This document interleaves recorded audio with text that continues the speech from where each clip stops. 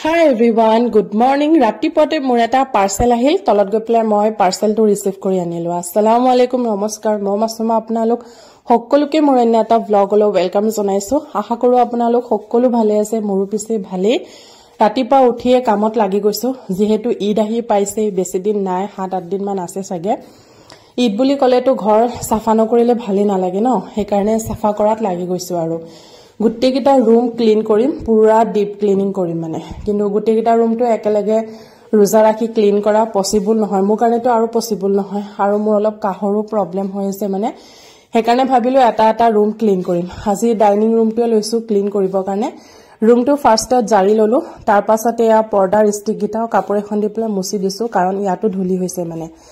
আৰু পৰ্দা কিখন ৰাতিপুৱাতে হাজবেণ্ডে কলেজ যোৱাৰ আগতে খুলি দি থৈ গৈছে, কাৰণ পৰ্দাৰ এই ষ্টিক গিটাত মানে নট আছে, নট গিটা অলপ টাইট হয়, মই খুলিব নোৱাৰো, সেইকাৰণে হাজবেণ্ডে খুলি দি থৈ গৈছে। পৰ্দা কিখন ধুম এতিয়া নহয়, ৰুম গিটা সাফা মানে ৰুমটো ক্লিন কৰি ল তাৰ পাছত।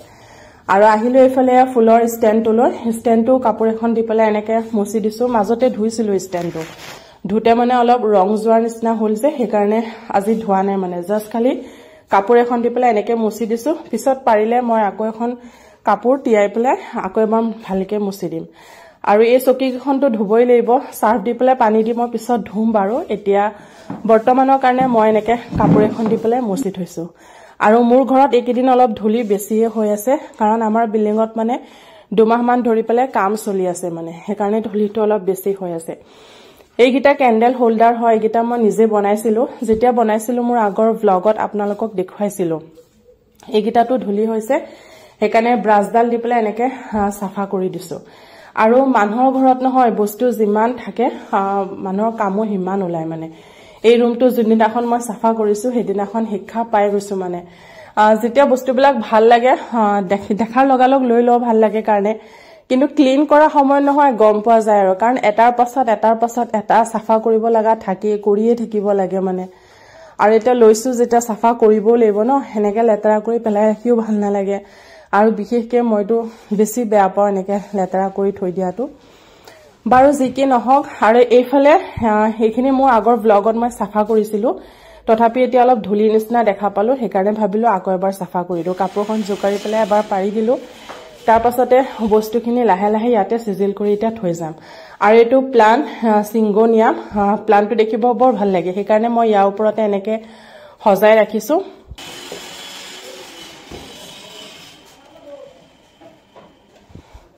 এই ফটো ফ্ৰেমখন হাজবেণ্ডে মোক বাৰ্থডেত গিফ্ট কৰিছিলে, বিয়াৰ আগতে মানে। মোৰ ফটো কেইখনমান লগোৱা আছিলে, কিবা কিবি অলপ লিখা আছিলে, বাৰ্থডেৰ ডেটটো আছিলে।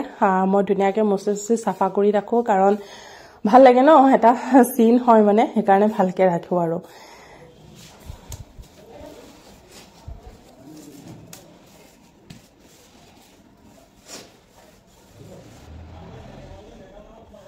এতিয়া আহিলো চৌকেছৰ ওপৰতো সাফা কৰিবলৈ। ইয়াৰ ওপৰত পটককে চাওতে দেখা পালো ইমান ধুলি হৈছে, সেইকাৰণে সাফা কৰি দিও। আৰু চৌকেছটোৰ ওপৰত মই এনেকে মানি প্লান্ট আৰু ৰিবন গ্ৰাছ দুটা প্লান্ট থৈ দিছো।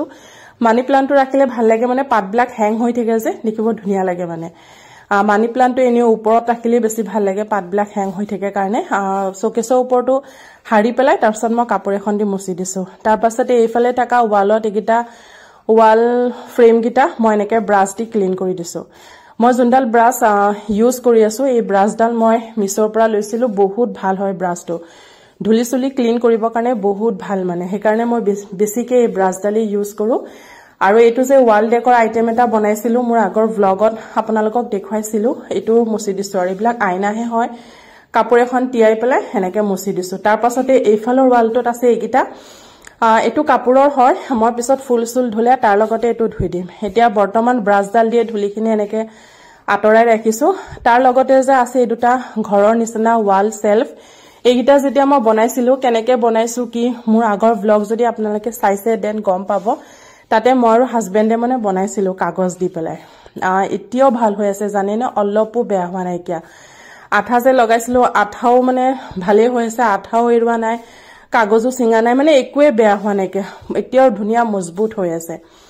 আৰু ইয়াতে এইটো চেৰি প্লান্ট হয়, এইবিলাক মই মিছৰ পৰা লৈছো। মিছৰ পৰা মই বহুত হোম ডেকৰ আইটেম লৈছো বহুত, কিন্তু টাইমৰ কাৰণে মই হল ভিডিঅ'হে বনাব পৰা নাই মই ৰিসেন্টলি হল ভিডিঅ' বনাই আছো তেতিয়া আপোনালোকে দেখা পাব যে মই কি লৈছো আৰু এটো যে সকাৰ নিচিনা মুছি আছো ইমান কিউট লাগে হ্যাং কৰি ৰাখিলে বহুত ভাল লাগে গিটাও মই মিছৰ পৰাই লৈছো আৰু ব্লু কালাৰ যে এটোটো মই কণীৰ বাগলি দি পেলাই বনাইছো দেখি গম পাইছে এইগিখন ওয়াল পোস্টাৰ্স হয় 1 ইয়াৰ মানে হল লোৱা ওয়ালত এনেকা আঠা লগাব লাগে কাগজৰ হয় মানে ইমান ভাল হয় কোৱালিটিটো জানেনে এতিয়াও নতুন যেনে লাগে অলপো বেয়া হোৱা নাই না আঠা এৰিছে না কাগজটো ছিঙিছে 14 টা মান পিস আহে মানে এতিয়াও ভাল হৈ আছে আৰু এয়া চাওক মোৰ হাসি আহা ষ্টাৰ্ট হৈ গল দেখিছে নে হাজবেণ্ডে যোৱাৰ আগত মোক বাৰে বাৰে কৈ গৈছে তুমি ধুলি কাম কৰিলে মাস্ক পিন্ধি লবা কিন্তু মই এনেকৈ কৰি আছো মানে কি কৰিম উপায়টো নাই মাস্ক পিন্ধিলে কিবা বেছি গৰম লাগা নিচিনা লাগে ধুলিৰ প্ৰতি মানে মোৰ বহুত বেয়া এলাৰ্জি আছে মানে বহুত বেয়া আৰু এফালে আহিলো এটা প্লান্টৰ ওচৰলৈ হেতু প্লান্টাৰ মই বনাইছিলো এটোও বনোৱা মই আপোনালোকক মোৰ আগৰ ব্লগত দেখুৱাইছিলো ডাট কাগজৰ বক্সত মই এনেকা কাঠৰ নিচিনা যে ওয়ালপেপাৰ পায় সেই ওয়ালপেপাৰ বিলাক মই লগাই দিছো চাওকচোন এটা প্লান্টাৰৰ নিচিনা লুক আহিছে ইয়াতে মই ৰাবাৰৰ প্লান্টটো থৈ দিছো মানে দেখিব ধুনীয়া লাগে আৰু এফালে অলপ চলপ মই প্লান্ট ৰুইছো মানে দেখুৱা নাই আপোনালোকক কেতিয়াবা ভালকে দেখুৱাম আৰু এই কাঠৰ ষ্টেণ্ডটো যে এটো মই ফ্লিপকাৰ্টৰ পৰা লৈছো বহুত ভাল হয় দেখিবও ধুনীয়া লাগে এনেকে কৰ্নাৰত বা এনেকে ওয়ালৰ লগত সুকত থৈ দিব কাৰণে ভাল মানে দেখাটো ভাল লাগে আৰু ইয়াতে আপোনালোকে তিনটা টাবু ৰাখিব পাৰিব এতিয়া বালটিত পানী সাৰ্ফ অলপ লৈ কাপোৰ এখন তিয়াই লৈছো ডাইনিংখন মুছিম আৰু গ্লাছখন কাৰণ ইয়াতে ভাত খোৱা হয় যে মুছা হয় মানে তথাপি এটা কিবা দাগৰ নিচিনা থাকে যায় ভাবিছো আজি সাৰ্ফ দি পেলাইকে পুৰা সাফাকে মুছিম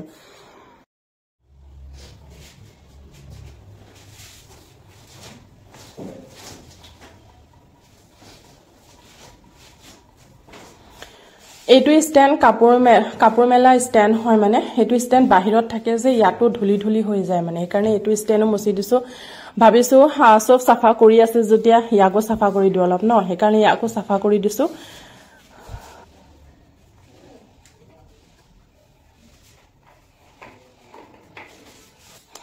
আৰু ইটো মোৰ বহুত ডাঙৰ হেল্পাৰ হয় এইটো ষ্টেণ্ডৰো কাম কৰে ৰিং লাইটৰো কাম কৰে মোৰ ভিডিও বনাত ই বহুত হেল্প কৰে হয়তো মই ইমান ডাঙৰ ভিডিও বা কিবা কিবি এনেকা স্পেশালো নবনাও কিন্তু যিখিনি বনা মুঠতে ই মোক বহুতখিনি হেল্প কৰে সেইকাৰণে ভাবিলো ইদৰ উপলক্ষে সবকে সাফা কৰি আছো যেতিয়া ইয়াকো সাফা কৰি দিও আৰু এইফালে কাম বন হৈ গল ময়ো গা পা ধুই একদম সাফা হৈ আহিলো আৰু গা ধুব যোৱাৰ আগতে মই পৰ্দাকিখন ওয়াশিং মেচিনত দি থৈ গৈছিলো মানে ওয়াশ কৰা হৈ গল আহি পেলাই বেলকনিতে মেলি দিলো এফালে ষ্টেণ্ডটো কাপোৰ এখন দি মুছিলো ফুলৰ দানিটো ধুলো তাৰ পাছতে কোষ্টাৰ সফৰ দানি এগিটাও ধোৱা হল অলপ সজোৱা বস্তু ধুলো আৰু এয়া ডাইনিঙৰ মেট গিখনো ধুই দিলো এতিয়া আহিলো ইফতাৰ বনাবৰ কাৰণে ৰোজা ৰাখিছো ইফতাৰটো বনাবই লাগিব কিন্তু মোৰ অলপও মন যোৱা নাই কাম কৰি মই ইমান ভাগৰি গৈছো নহয় কিন্তু এটা ৰোজা ৰাখিছো মই আৰু হাজবেণ্ডে ইফতাৰ বনাবই লাগিব আৰু বনাম কিন্তু ইমানো আজি স্পেশাল একো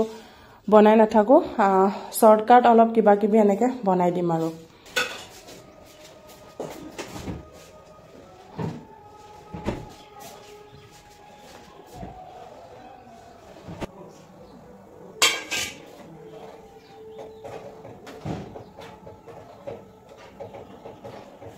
ইফতাৰ বনোৱা হল আৰু অলপ চাও বনাইছো আজি ধেৰ কাম সাম কৰিলো যে একদম মোৰ মূৰটো বিষাই গৈছে মানে একানে ভাবিলো একাপ চাহ খালে ভাল লাগিব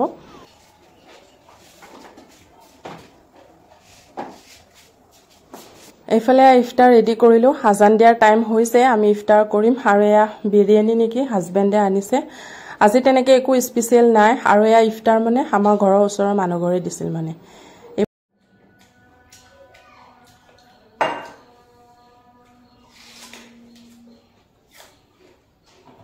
তাৰ পাছত কৰিম আৰু এয়া আইসক্ৰীম